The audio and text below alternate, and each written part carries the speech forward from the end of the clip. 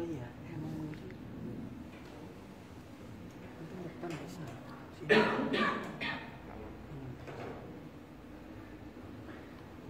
Bismillahirrahmanirrahim. Assalamualaikum warahmatullahi wabarakatuh. Waalaikumsalam. Innal hamdalillah nahmaduhu wa nasta'inuhu wa nastaghfiruh wa na'udzu billahi min shururi anfusina wa min sayyiati a'malina. May yahdihillahu fala mudilla lahu wa may yudlilhu fala hadiya lahu. Asyhadu an la ilaha illallah wahdahu la syarika lah wa asyhadu anna Muhammadan 'abduhu wa rasuluh. Ya ayyuhalladzina amanu taqullaha haqqa tuqatih wa la tamutunna illa wa antum muslimun. Wa ya ayyuhan nasu taqu rabbakumul ladzi khalaqakum min nafsin wahidah wa khalaqa minha zawjaha wa batha minhuma rijalan katsiran wa nisaa'a wattaqullaha alladzi tasaaluna bihi wal arham innallaha kana 'alaikum raqiba. Amma ba'd. Allahumma 'allimna ma yanfa'una wanfa'na bima 'allamtana. Allahumma faqihna fid din wa 'allimna ta'wil. Allahumma iftah lana futuhal arifin. Rabbi shrah li sadri wa yassir li amri wahlul 'uqdatam min lisani yafqahu qawli. Ma'asyiral muslimin, jamaah Masjid Imam Syafi'i rahimani wa rahimakumullah.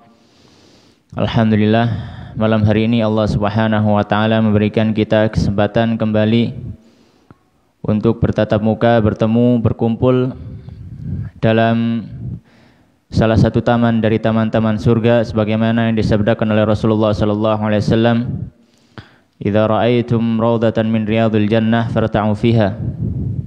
Jika kalian melihat salah satu taman dari taman-taman surga, maka kalian pergilah ke sana. Dan Rasulullah sallallahu alaihi wasallam menyebutkan yang dimaksud dengan taman surga di sini adalah hilakul dzikr. Halaqah-halaqah yang digunakan di dalamnya untuk mengingat Allah Subhanahu wa taala. Dan yang paling afdal dalam mengingat Allah Subhanahu wa taala yaitu mempelajari hukum-hukum yang Allah Subhanahu wa taala turunkan, mempelajari bagaimana tata cara kita beribadah dan menyembah Allah Subhanahu wa taala. Ma'asyiral muslimin jamaah rahimani wa rahimakumullah. Malam hari ini kita kembali melanjutkan serial kajian kitab Sulamut Taufiq ila Mahabbatillahi ala Tahqiq. Kitab yang membahas tentang fikih tata cara beribadah seorang muslim kepada Allah Subhanahu wa taala yang didasarkan pada mazhab Syafi'i. Dan pada pembahasan sebelumnya kita sudah membahas tentang masalah zakat. Dan insyaallah pada pembahasan kali ini kita akan membahas masalah puasa. Faqala al-musannif rahimahullah ta'ala wa nafa'ana bi ilmihi fid dharaini wa dakhalahu fasiha jannatihi amin. Berkata penulis kitab yaitu Syekh Sayyid Abdullah ibn Husain Ba'alwi rahimahullahu ta'ala. Beliau mengatakan faslun, pasal yang baru. Tajibu wajib saumu syahri ramadhana, puasa di bulan Ramadan. Ala kulli muslimin, atas setiap orang muslim, mukallafin yang mukallaf. Wala yasihu, dan tidak sah puasa tersebut, min haidin, dari wanita yang sedang haid, wa nufasaa, dan wanita yang sedang nifas, wa yajibu, dan wajib, alaihima, atas keduanya yaitu orang wanita haid dan nifas, al-qada'u, untuk mengqadha puasanya. Ma'asyiral muslimin jamaah rahimani wa rahimakumullah. Maka di sini beliau memulai pembahasan puasa dengan pembahasan puasa yang wajib dilaksanakan oleh kaum muslimin, yaitu puasa Ramadan. Sebagaimana Allah Subhanahu wa taala berfirman dalam Al-Qur'an, ya ayyuhalladzina amanu kutiba alaikumus siyamu. Allah Subhanahu wa taala berfirman, wahai orang-orang yang beriman, kutiba alaikum, telah ditetapkan atas kalian as-siyamu, puasa. Maka dalam kaidah bahasa Arab bahwasanya kata kutiba ala itu menunjukkan perintah, menunjukkan kewajiban. Dan juga kewajiban puasa ini dibawa kepada hanya puasa Ramadan saja. Sebagaimana di ayat yang berikutnya Allah Subhanahu wa taala juga berfirman, "Faman syahida minkumus syahra falyasum." Faman syahida, maka barang siapa yang menyaksikan asy-syahra. Asy-syahra di sini maksudnya bulan Ramadan. Falyasum, maka hendaknya dia puasa. Di dalam kaidah disebutkan bahwasanya ketika ada lam amr, istilahnya kalau dalam bahasa Arab, masuk ke dalam fi'il, kata kerja bahasa Arab itu berfaedah perintah, namanya juga lam amr, lam perintah. Dan kaidah usul fikih mengatakan al-amru yufidul wujub.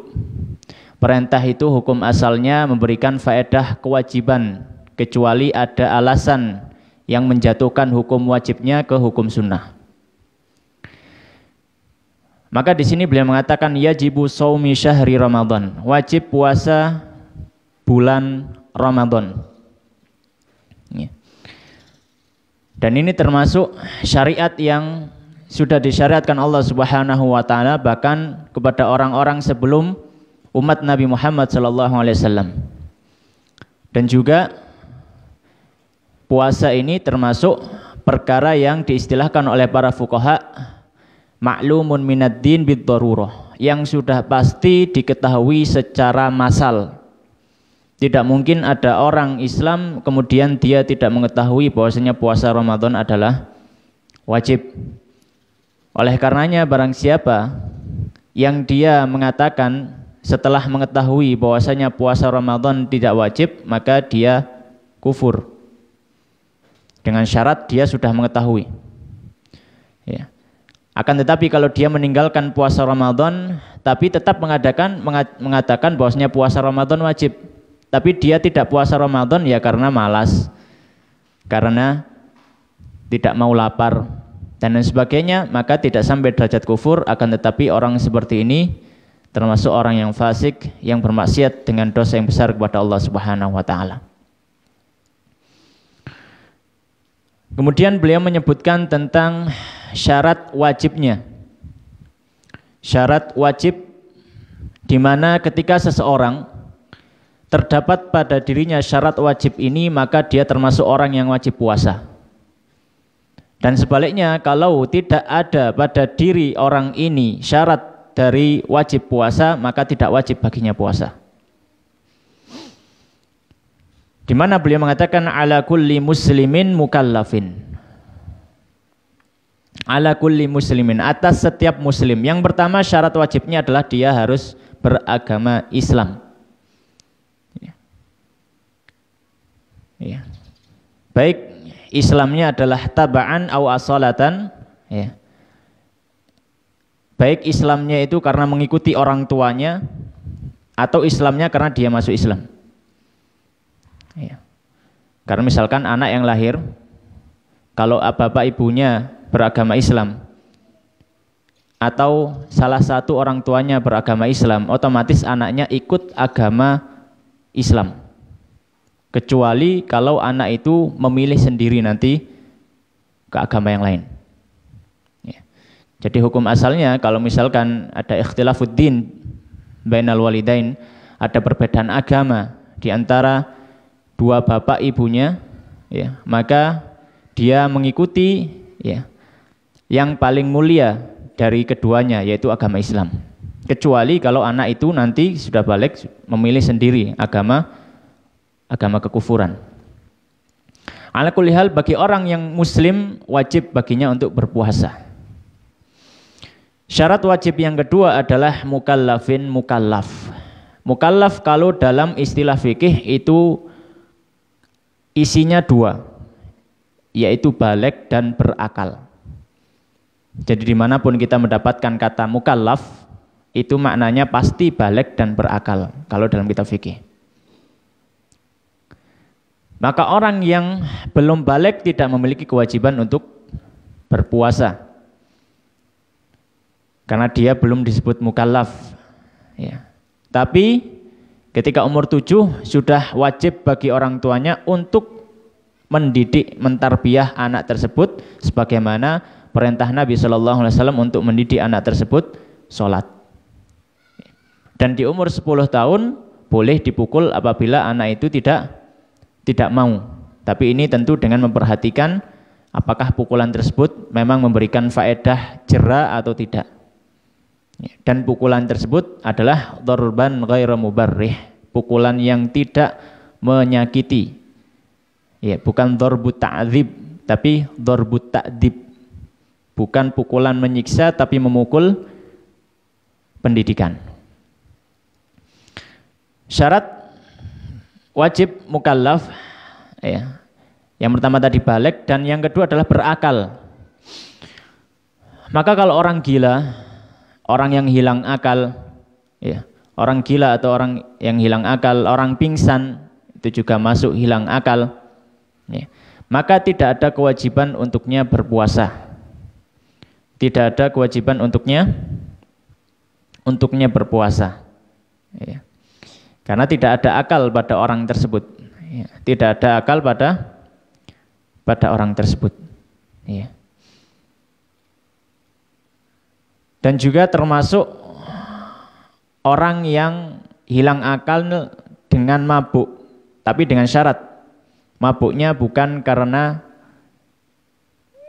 semaunya, ya, bukan karena kemauannya, ya. Misalkan dia tidak tahu kemudian minum sesuatu ternyata itu membuat dia mabuk, ya, itu hilang akal, ya, maka tidak ada kewajiban puasa atas orang tersebut, ya. Tapi kalau misalkan mabuknya itu karena kemauannya sendiri, maka dia diperintahkan untuk mengqadha puasanya. Diperintahkan untuk mengqadha puasanya. Ya. Adapun tidur, maka para fuqaha tidak memasukkan ini dalam bab hilang akal. Maka kalau misalkan ada orang yang puasa sehari full, ya, diisi dengan tidur, tetap sah puasanya, ya, tetap sah puasanya, ya. Karena dia bukan hilang akal, ya. Perbedaannya antara hilang akal dengan tidur adalah kalau hilang akal itu dibangunkan tidak bangun, sedangkan orang tidur kalau dibangunkan dia bangun, ya. Kemudian beliau menyebutkan mawani', penghalang, ya, penghalang seseorang itu dari puasa Ramadan. Faqala al-musannif wa la yasihhu min haidhin wa nufasaa wa yajibu alaihimal qada. Beliau mengatakan bahwasanya tidak sah puasa dari wanita yang sedang haid dan juga wanita yang sedang nifas. Maka kondisi haid dan kondisi nifas ini termasuk penghalang dari puasa, penghalang dari keabsahan puasa. Maka wanita yang haid dilarang bahkan diharamkan berpuasa. Kalau dia tetap berpuasa dia berdosa. Jadi beribadah bukan dapat pahala malah dapat dosa. Kenapa? Karena dia bermain-main dengan ibadah. Karena sudah tahu kalau haid itu tidak sah, ya, tidak sah untuk berpuasa, tapi dia tetap berpuasa. Dan dikiaskan kepada haid adalah wanita yang nifas, ya. Baik. Wa yajibu alaihimal qada, dan wajib, ya, dan wajib bagi keduanya untuk mengqadha. Jadi wanita yang haid dan wanita yang sedang nifas itu diharamkan untuk berpuasa dan wajib bagi keduanya untuk mengqadha puasanya, ya, untuk mengqadha puasanya. Sebagaimana dalam hadis yang masyhur bahwasanya Sayyidah Aisyah ditanya tentang kenapa wanita itu disuruh mengqadha puasa dan tidak disuruh mengqadha salat. Maka Sayyidah Aisyah mengatakan, ya, Bahwasanya kunna yusibuna dzalika fa umirna biqada'is shaum wala umirna wala nu'maru biqada'is shalah. Kami juga pernah menjalani atau melakukan terjadi pada kita hal itu, yaitu pas puasa Ramadan kita haid. Maka kita diperintahkan oleh Nabi sallallahu alaihi wasallam untuk mengqadha puasa tapi tidak mengqadha salat. Ma'asyiral muslimin jamaah rahimani wa rahimakumullah. Ya. Kemudian beliau menyebutkan tentang rukhsah. Rukhsah itu keringanan yang diberikan kepada orang yang wajib puasa untuk tidak berpuasa. Maka beliau mengatakan wa yajuzul fitru wa yajuzu, dan diperbolehkan al fitru berbuka li musafirin bagi orang yang sedang safar, safar qasrin, safar qasar. Namanya safar qasar ini safar jauh, safar yang diperbolehkan untuk mengqasar salat. Wa in lam yashqa, meskipun tidak ada kesulitan alaihi atas orang tersebut, saumun berpuasa. Wali maridin, dan untuk orang yang sakit, wa hamilin, dan orang yang sedang hamil, wa murdi'atin, dan orang yang sedang menyusui, yashukku alaihim, yang kesulitan atas mereka, masyaqqatan, dengan kesulitan, la tuhtamalul fitru, ya, yang tidak bisa ya, kecuali dengan berbuka. Wa yajibu alaihimul qadha, dan wajib atas mereka untuk mengqadha, ya, dan wajib atas mereka untuk mengqadha. Maka di sini beliau menyebutkan beberapa keringanan yang mana seseorang yang dia wajib puasa tapi boleh tidak puasa. Yang pertama adalah musafir. Musafir itu orang bepergian. Ya. Dengan syarat itu adalah safara qasrin, safar qasar. Maksudnya adalah safar jauh, bukan safar dekat. Ya. Bukan safar dekat. Ya. Safar jauh ini kalau dalam mazhab, boleh safar jauh itu sejauh 2 marhalah. Ya. Atau 16 farsakh atau 4 burd. Itu kalau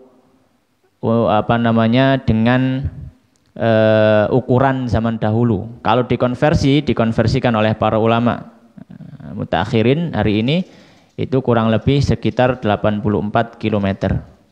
Ya. Maka kalau orang bersafar dengan jarak demikian, maka diperbolehkan dia untuk tidak berpuasa. Diperbolehkan dia untuk tidak berpuasa. Ya. Wa in lam yashqa alaihi shaum, meskipun dia tidak merasa berat untuk berpuasa. Meskipun dia tidak merasa berat untuk berpuasa, karena ilahnya, alasan boleh untuk tidak berpuasa itu bukan karena berat atau tidaknya, tapi karena safar atau tidak safarnya. Yang artinya kalau misalkan orang berjalan menempuh perjalanan jauh 84 km lebih dari Mojokerto ke Jakarta misalkan, naik kereta bisnis atau eksekutif atau naik pesawat Garuda misalkan, ya, yang fasilitasnya lengkap, nyaman, tidak terasa tiba-tiba sudah sampai. Apakah berarti orang ini tidak mendapatkan rukhsah? Kita katakan dia tetap mendapatkan rukhsah. Karena alasan hukum rukhsahnya adalah bukan karena kesulitan dalam safar, tapi karena safar itu sendiri. Kemudian yang kedua adalah wali maridin, dan bagi orang yang sakit. Ya. Dan bagi orang yang sakit maka diperbolehkan dia untuk tidak berpuasa dengan syarat, tidak semua sakit. Dengan syarat sakitnya itu memang membuatnya kesulitan untuk berpuasa. misalkan mahnya kambuh, ya, atau misalkan asam lambungnya kambuh misalkan, ya, atau misalkan jantung, penyakit asma, macam-macam yang berat, yang mana kalau dia tetap berpuasa, ya, dia merasa kesulitan dan berat, bahkan timbul kemudorotan, maka ketika itu seseorang boleh untuk tidak berpuasa. Tapi kalau sakitnya adalah sakit yang ringan, yang mana masih memungkinkan untuk dia berpuasa, maka dia tetap berpuasa. Ya. Misalkan sakit gatal-gatal misalkan, ya maka tetap berpuasa. Tidak boleh dia mokel dengan alasan sakit gatal-gatal. Ya apa korelasinya antara gatal-gatal dan menahan lapar? Tetap dia berpuasa. Karena ini termasuk masyaqqah, ya, tuhtamalul fitr, termasuk, ya, kesulitan yang mana tidak mengharuskan dia untuk berbuka puasa, ya. Kemudian yang ketiga adalah hamil, wanita yang hamil. Wanita yang hamil juga mendapatkan keringanan. Wanita yang hamil juga mendapatkan keringanan. Wa murdi'atin, dan yang keempat adalah wanita menyusui juga mendapatkan keringanan untuk tidak berpuasa. Ya. Dengan syarat yang sama, bahwasanya hamil dan juga menyusuinya itu membuat dia kesulitan untuk berpuasa atau khawatir terjadi keburukan kepada dirinya atau anaknya atau kedua-duanya, ya. atau kedua-duanya, ya.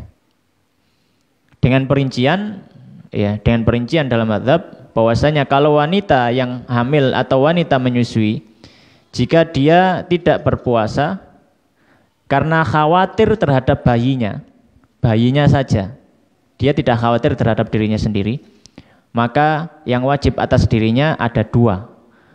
Yang pertama, dia mengqadha untuk dirinya karena dia tidak berpuasa, dan yang kedua, fidyah. Ya. Kenapa? Karena dia membatalkan puasa bukan karena alasan yang ada pada dirinya sendiri, tapi karena alasan orang lain. Ya. Tapi kalau misalkan dia berbuka puasa, tidak berpuasa karena sebab khawatir terhadap kesehatan dirinya atau khawatir terhadap kesehatan dirinya dan bayinya, maka yang wajib atas wanita tersebut adalah mengqadha saja. Kemudian beliau menyebutkan masalah yang lain. Beliau mengatakan wa yajibut tabyitu wa ta'yinu fin niyati, dan wajib untuk at-tabyit. Tabyit itu niat di malam hari. Wa ta'yin, dan menentukan fin niyati dalam niatnya. Likulli yaumin, untuk setiap hari. Dalam hadis yang sahih Rasulullah sallallahu alaihi wasallam bersabda, "Man lam yubayyitis siyam minal laili fala siyama lahu." Siapa yang tidak tabyit itu memalamkan. Bata yabitu itu kan dalam masalah bermalam. Kalau tabyit itu mempermalamkan. Jadi barang siapa yang tidak berniat di malam hari, fala siyama lahu. Ini berlaku untuk puasa wajib. Tapi kalau puasa sunnah boleh berniat di pagi hari meskipun sudah terbit fajar, selama dia belum melakukan pembatal puasa. Wa ta'yin, dan wajib menentukan, ya, itu puasa apa? Apakah puasa Ramadan atau puasa nazar atau puasa kafarah? Karena puasa-puasa ini semuanya adalah wajib, ya. Tapi bukan wajib dari segi asalnya, karena puasa yang wajib dari segi asalnya hanya puasa Ramadan. Puasa yang lain itu bisa menjadi wajib bukan karena segi asal, tapi karena ada unsur lain. Seperti kafarah, ya karena dia melakukan pelanggaran di bulan Ramadan atau pelanggaran yang lainnya, ya. Atau puasa nazar, puasa sunnah tapi dinazarkan, maka puasa sunnahnya menjadi wajib. Al-kulli hal, bagi orang yang puasa Ramadan, maka wajib untuk berniat di malam hari setiap malamnya. Wal imsaku 'anil jima', dan menjaga diri dari berkumpul dengan istrinya. Ya. Beliau sudah mulai menyebutkan tentang al-muftirat, pembatal-pembatal puasa. Wal istimna'i, dan juga istimna, mengeluarkan air mani. Wal istiqaati, dan dari muntah. Wa 'anir riddati, dan dari murtad. Wa 'an dukhuli 'ainin, dan dari masuknya suatu benda, suatu zat, jaufan, ke dalam dirinya, ke dalam tubuhnya. Illa, kecuali rikuhul khalisut tahiru, kecuali ludahnya sendiri yang bersih, yang suci. Min ma'danihi, yang berasal dari perutnya atau berasal dari tubuhnya sendiri. Ya. Wa an la yajunnah, dan tidak menjadi gila walau lahdatan, meskipun sebentar. Wa an la yugma alaihi, dan tidak pingsan kullal yaum, setiap harinya. Maka di sini beliau menyebutkan tentang pembatal-pembatal puasa. Yang pertama adalah jima. Ya. Yang pertama adalah jima. Ya. Maka jika ada orang berpuasa, kemudian dia melakukan hubungan suami istri di siang hari bulan Ramadan, ya, meskipun tidak sampai mengeluarkan air mani, maka puasanya batal. Ya, maka puasanya batal. Ya, dan wajib dia untuk membayar kafarah. Ya, untuk membayar kafarah. Ya, yaitu membebaskan budak atau memberi makan 60 orang miskin. Sebelum itu berpuasa 2 bulan berturut-turut. Ya. Kemudian yang kedua adalah pembatal puasa al-istimna, mengeluarkan air mani. Ya. Mengeluarkan air mani. Ya. Maka ketika siang hari pada bulan Ramadan dia dalam kondisi puasa, kemudian dia mengeluarkan air maninya, maka otomatis puasanya batal meskipun dia tidak berjima. Meskipun dia tidak berjima. Ya.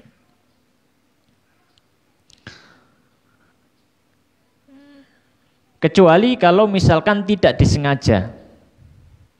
Kecuali kalau misalkan tidak disengaja. Ya. Misalkan dia punya penyakit, ya. Misalkan dia punya penyakit yang mana mungkin karena pekerjaan yang berat tiba-tiba keluar air maninya. Ya, keluar air maninya, ya. Atau misalkan di siang hari dia tidur siang ternyata junub, mimpi basah. Maka tidak batal puasanya. Ya, sebagaimana orang yang tidak batal puasanya ketika tidak sengaja makan atau minum. Ya. Makanya di sini beliau menggunakan lafaz istimna. Istimna itu adalah mengeluarkan, bukan keluar dengan sendirinya. Ya. Yang ketiga al-istiqaah. Yang ketiga adalah muntah dengan sengaja. Kalau ada orang yang muntah dengan sengaja, ya, maka batal puasanya. Yang keempat wa 'anir riddah, murtad, naudzubillah. Jadi kalau ada orang puasa kemudian dia murtad, maka otomatis batal puasanya. Ya. Yang kelima wa 'an dukhuli 'ainin jaufan, masuknya sesuatu atau satu zat ke dalam tubuhnya. Ya. Masuknya suatu zat ke dalam tubuhnya, ya. Jaufan, kepada jaufnya, ya. Ditambahi catatan dengan an manfadhin maftuh, dari lubang tubuh yang terbuka. Hidung, mulut, telinga, ya, dubur dan kubul. Ya. Dan juga termasuk dimag, ya, termasuk dimag. Dimag itu kepala. Ya. Maka kalau misalkan, ya, ada sesuatu yang masuk ke dalam tubuh tapi melalui pori-pori kulit, seperti suntik, ya, maka tidak mengharuskan dia untuk membatalkan puasanya. Puasanya tetap sah. Tapi kalau ada sesuatu yang masuk ke dalam hidungnya, ya, dengan sengaja, atau masuk ke dalam telinganya, atau masuk ke dalam duburnya atau kubulnya, maka batal puasanya. Illa, kecuali rikuhul khalisut tahiru min ma'danihi, kecuali ludahnya sendiri, ya, ludahnya sendiri yang ada di dalam mulut, ya. Ya. Maka ini boleh karena sulitnya untuk menjaga hal tersebut, ya. Dan tidak mungkin orang selama setengah hari disuruh untuk ngempet tidak menelan ludah, kan kesulitan. Kemudian yang keenam adalah tidak gila. Karena tadi kita sebutkan termasuk syarat wajibnya orang puasa adalah berakal. Nah, kalau dia gila di pertengahan hari, maka dia batal puasanya karena dia sudah dalam kondisi tidak wajib puasa meskipun hanya sebentar. Ya, meskipun hanya sebentar, ya, dan tetap mengqadha. Ya, mengqadha ketika dia sadar, maka mengqadha, ya, mengqadha puasanya. Ya.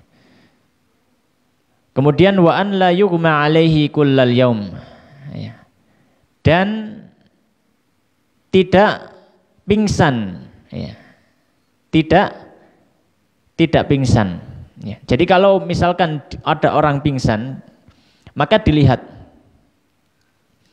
kalau pingsannya itu, ya, pingsannya itu mengambil sebagian besar dari waktu puasanya, maka batal, ya, maka batal puasanya. Tapi kalau pingsannya ini, ya, hanya sebentar, 1 jam atau 2 jam, ya, misalkan karena operasi dia harus dibius, ya, kemudian dia pingsan mungkin 1 jam 2 jam, setelah itu siuman, ya, maka dia masih boleh untuk melanjutkan puasanya kalau tidak merasa berat karena sakitnya, ya. Tapi kalau merasa berat, ya dia boleh untuk tidak berpuasa karena alasan sakit tadi. Ma'asyiral muslimin jamaah rahimani wa rahimakumullah. Ya, ini pembahasan yang umum, ya, pembahasan yang umum dalam artian beliau membahasnya tidak begitu merinci, ya, karena memang kitab Sulamut Taufik ini membahas fikih tapi hanya membahas luar-luarnya saja, tidak sampai merinci begitu detail. Ya, insya Allah nanti kalau sudah selesai kitab Sulamut Taufik, kita akan membaca kitab yang lebih rinci dalam bab fikih. Kemudian beliau menyebutkan tentang puasa yang diharamkan. Faqala wala yasihhu shaumul idaini wa ayyamit tasyriqi, dan tidak sah puasa pada 2 hari raya dan hari-hari tasyrik. Wa kadzan nisful akhiru, demikian juga pertengahan terakhir min Sya'bana, dari bulan Sya'ban. Wa yaumus syakki, dan ketika hari syak, ya, ketika hari syak, illa, kecuali an yasilahu, dia menyambung puasanya tersebut bima qablahu, dengan hari sebelumnya.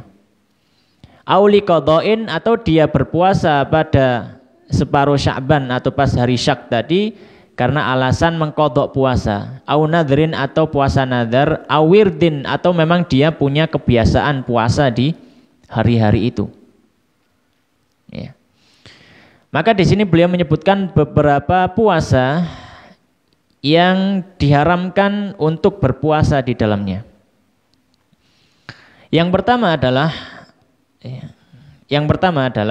puasa pada 2 hari raya, ya, yaitu hari raya Idul Fitri dan hari raya Idul Adha.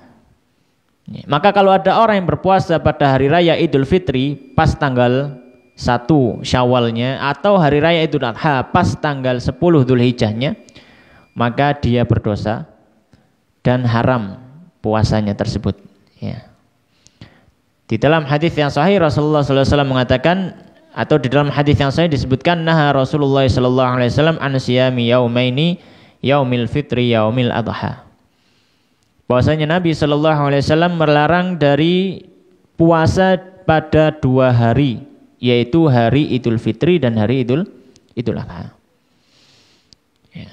Maka barang siapa yang berpuasa pada hari Idul Fitri atau hari Idul Adha, maka ini puasanya haram dan dia mendapatkan dosa. Kemudian yang kedua, puasa yang dilarang adalah puasa Ayyamit Tasyrik, hari-hari tasyrik, yaitu tanggal 11, 12, 13 Dzulhijjah. Ini termasuk puasa yang dilarang, yaitu puasa 3 hari setelah Idul Adha. Ya. Ya. Hal ini sebagaimana karena Nabi Shallallahu Alaihi Wasallam melarang dari puasa di hari-hari tasyrik tersebut. Ya. Ya. Dan dalam riwayat Muslim disebutkan alasannya innaha ayyamu aklin wa syurbin wa dzikrillahi ta'ala. Ya. Karena hari-hari ini adalah hari-hari untuk makan, minum dan juga berzikir kepada Allah Subhanahu wa taala. Ya. Jadi secara mutlak ya, dalam pendapat yang jadid dalam mazhab Syafi'i secara mutlak tidak boleh puasa tasyrik. Ya. Baik untuk orang yang haji ataupun tidak berhaji. Iya. Baik untuk orang yang haji ataupun tidak berhaji. Iya. Kemudian puasa yang selanjutnya yang dilarang oleh Nabi Shallallahu Alaihi Wasallam adalah puasa setengah yang terakhir dari bulan Sya'ban. Iya. Puasa setengah yang terakhir dari bulan Sya'ban. Kita jelaskan setelah adzan terlebih dahulu. Monggo, silakan adzan.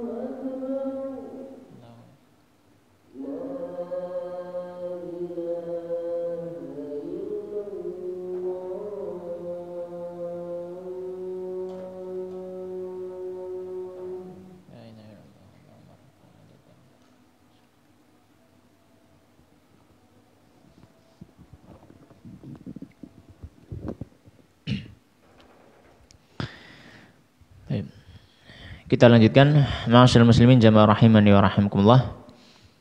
Puasa yang dilarang yang ketiga adalah puasa pertengahan yang terakhir dari bulan Sya'ban.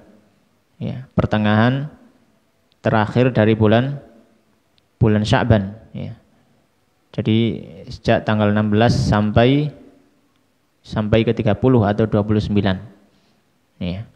Maka ketika memasuki tanggal ini seorang dilarang untuk berpuasa.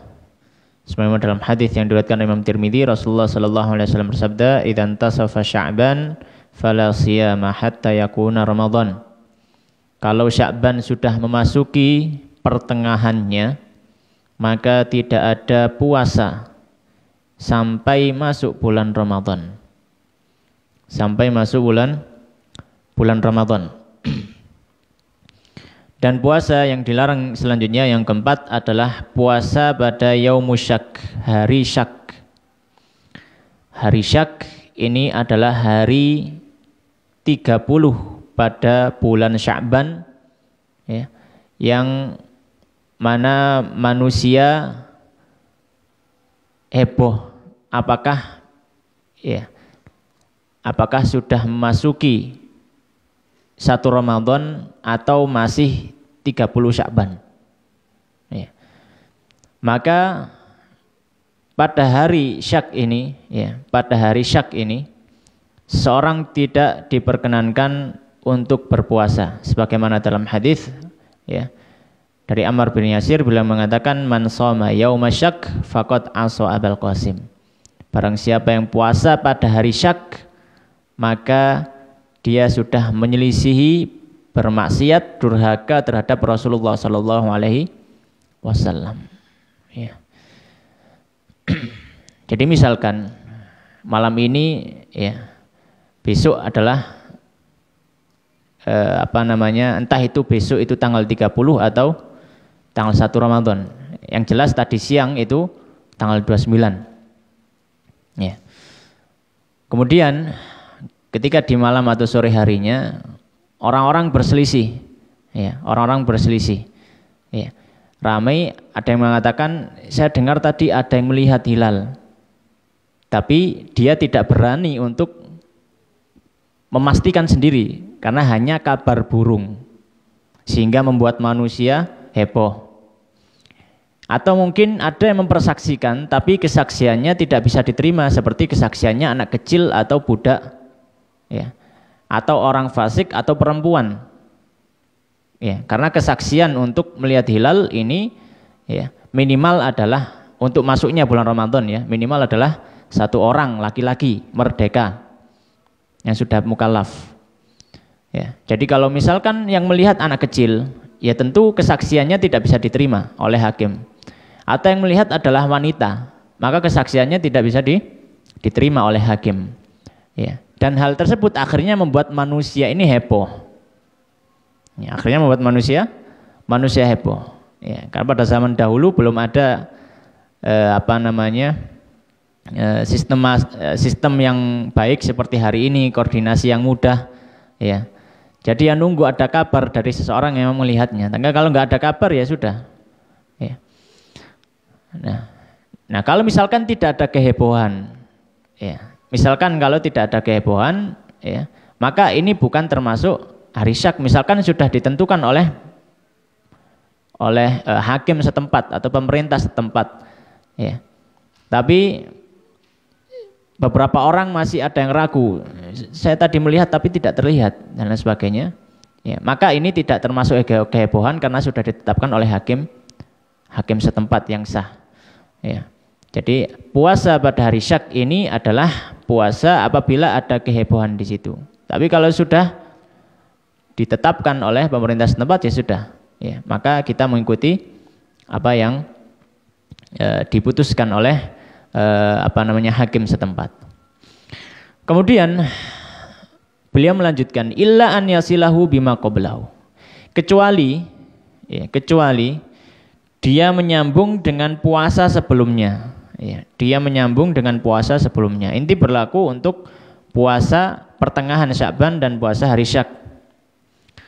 Ya, jadi kalau misalkan dia masuk, ya, mau masuk tanggal 16 Sya'ban, kemudian dia sudah berpuasa sejak tanggal 15-nya, ya maka boleh dia tanggal 16 nanti puasa, tanggal 17 puasa dan seterusnya.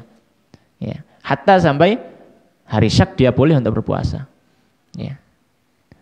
Sebagaimana dalam hadis, ya, Rasulullah sallallahu alaihi wasallam bersabda, la taqaddamu Ramadan bi shaumi yaumin aw wala yaumaini. Jangan mendahului puasa Ramadan dengan puasa sehari sebelumnya atau 2 hari sebelumnya.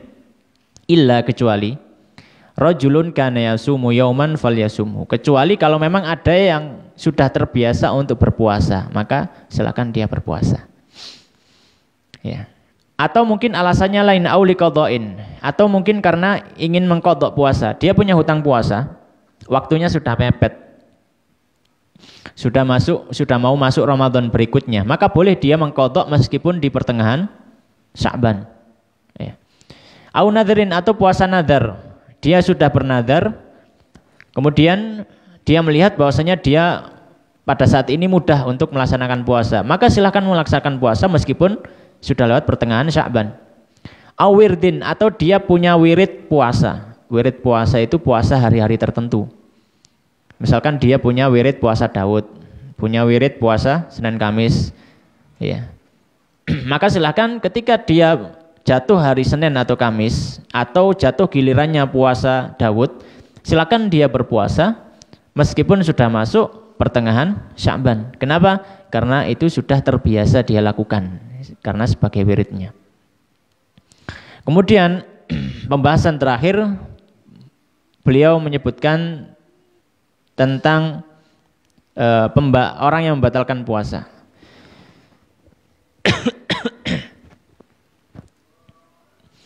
Maka beliau mengatakan, waman afsada sauma yaumin min Ramadan.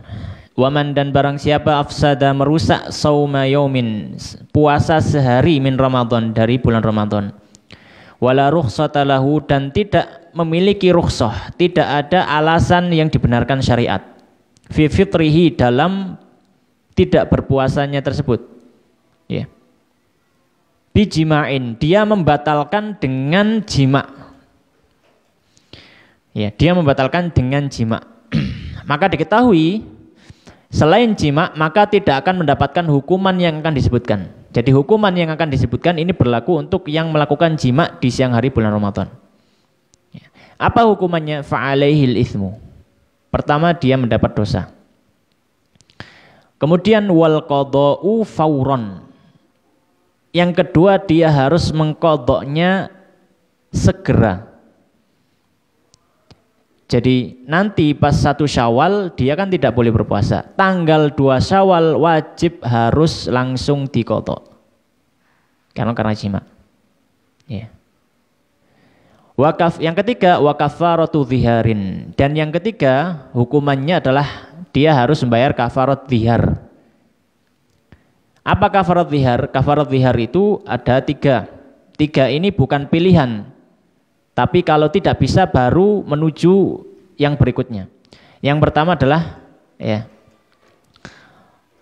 membebaskan fatahriru raqabatin mu'minah, membebaskan budak yang muslim mukmin.